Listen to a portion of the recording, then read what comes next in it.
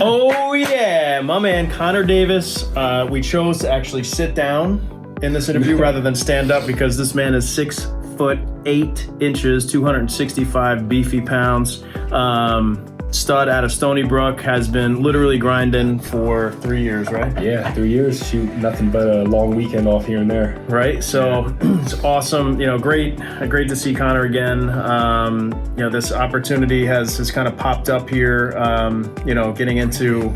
Obviously, the NFL has been a dream of yours for a very long time. You had a short stint, I believe, with the Giants, right, initially? So it was back in, when I first came out, it was the rookie minicamp. I had a rookie minicamp invite with the Giants. Yep. And then, most recently, it was in August when I had an opportunity with the Jets in camp.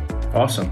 Yeah, so, all right, so you got an opportunity with the Jets in August, and now it's looking like you're headed back there. Who knows, potentially practice squad, just to kind of get your feet wet back there again. I want to hear more about that initial, stint in August and how that was, and, just kind of get an update on where you're at status-wise. Yeah, no, absolutely. So in August, it was kind of right at the start of camp, kind of mid-August, got the call about August 14th, kind of head up for a workout opportunity, and then had an opportunity to kind of sign. It was like pretty much 2 days before camp started officially. Awesome. Sign with them and kind of get in there to kind of compete. So really all it was just kind of staying ready for an opportunity, We knew that at some point an opportunity was going to come. Yeah. It was just kind of being prepared and being ready for when that happens. Yeah. And of course, so that happened. They had an issue with a couple guys go on IR, a couple injuries here and there. So got a chance to get in there, compete, get some play on film, and then I think it gave me an opportunity here in the future where we may have a chance back there to compete again. Awesome. So that's super exciting. There's a lot going on. Obviously, like everybody out there knows, COVID in the world has really caused havoc with a lot of rosters, and there's so much movement. And obviously, it's when it's really kind of. Unfortunately and fortunately for you and kind of others that are out there, it's creating this window of opportunity, right? So pumped that that you're being considered for that again, and obviously we couldn't be more excited. You having trained here, coming out of your 4-year career at Stony Brook, and this is like Mr. Hybrid over here. I think you played every position on the offensive and potentially defensive line, right? So just tons and tons of just whatever it takes kind of to win and just be a team player. So you've obviously been, you've had an incredible career so far. Really just a guy who is not giving up, right? And I think that's going to be a theme of ours over the next couple of months. Bounced around in the Alliance League, and then when that was a thing, and then that one went under, and then the XFL popped up, and you guys were, going full charge with that. But then COVID hit, and that season ended. So you've been a lot of places, and your journey has been different than most. But at the end of the day, you haven't given up, and that's what impresses me most about this guy. Again, the willingness to just play any position, and just tell everybody about just your journey from obviously when you finished up here, you had your mini camp with the Giants, and then what? Then you got into the Alliance League. So I went into the Alliance. So it was when I finished up my training here for my pro day. I didn't really have an opportunity that August, wasn't with anybody in camp. And that's when I got word about the Alliance. So, I was continuing training at home. At the time, in order to make money to pay bills and training, I was delivering pizzas. All right, so keep going on. Now you've got this opportunity here that's coming up. Obviously, COVID related, and some potential is there. I mean, how excited are you right now? Like, this is a huge opportunity. Yeah, I'm amped. I really am. It's this is what I've been kind of working towards is a chance here, and then it's happened in August. When I had that chance in camp. Yeah.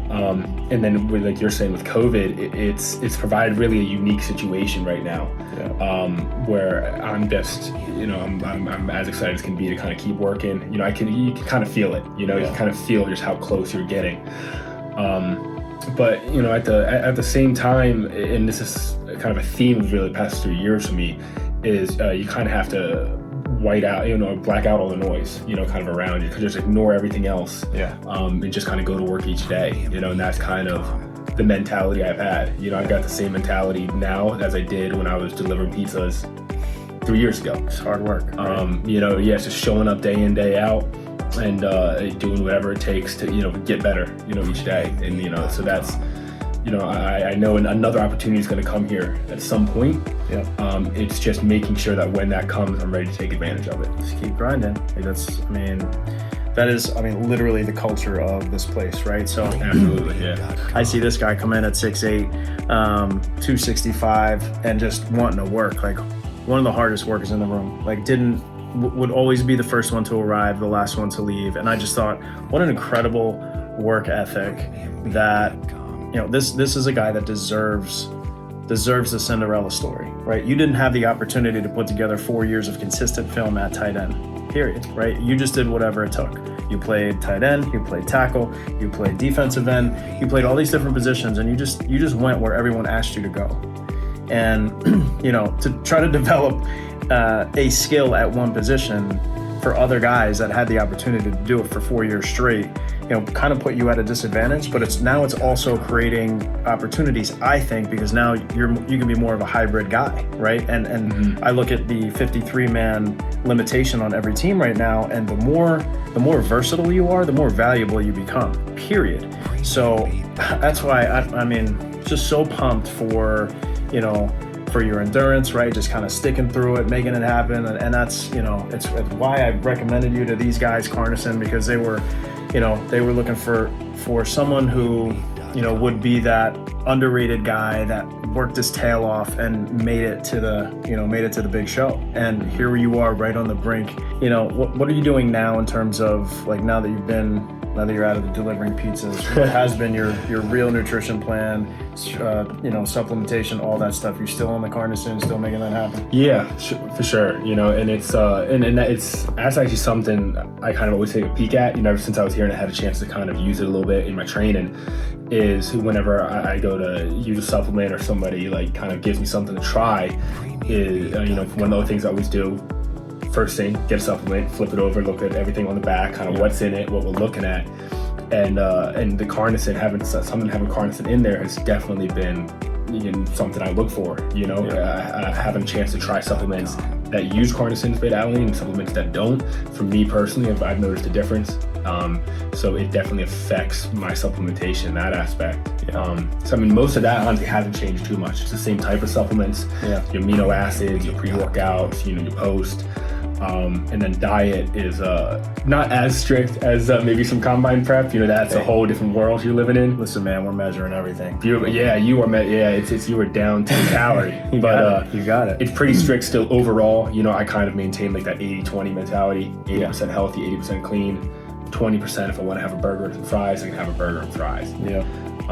But overall it's just eat clean, eat big, and it's the same way with my supplements. Make sure my supplements are clean and kind of the better version of the product that I can have. Well, we couldn't be more excited, man. We're so happy for you and your family, and definitely follow this man's journey. It's he's one of those guys that just fit right into the culture with being in New Jersey in January and February for combine training. Not the most sexy place on the planet in the winter time, but the culture is built for people who are ready to roll up their sleeves and work. And this guy represented that every single minute, every single hour, did everything to the letter and got shredded, and literally has still had the endurance to stick it through and never give up, right? My dad put a quote up on the wall upstairs. It says, if you start in the game, finish it at 100%. And I want you to go in to this, to this opportunity with the Jets and light it up, man.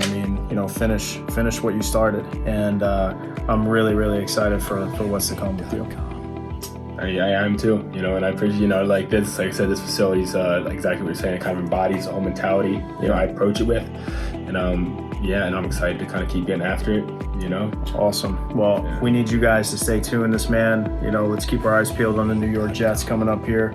Love it. Love your story. Love everything about the work ethic and the things that you've done to sacrifice to still stick with it. A lot of guys would have given up 2 years ago, but you didn't. So proud of you. Keep up the journey and keep us posted, man. We'll do. Much appreciated. Always good catching up. All right, man. See you guys soon.